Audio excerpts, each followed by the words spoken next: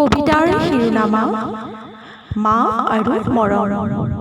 কবি অনন্তদেৱ শৰ্মা। মা, আজি মোক মৰম কৰা, অলপ মৰম কৰা, মনটো দেখোন বেয়া লাগি আছে আজি অথনিৰে পৰা।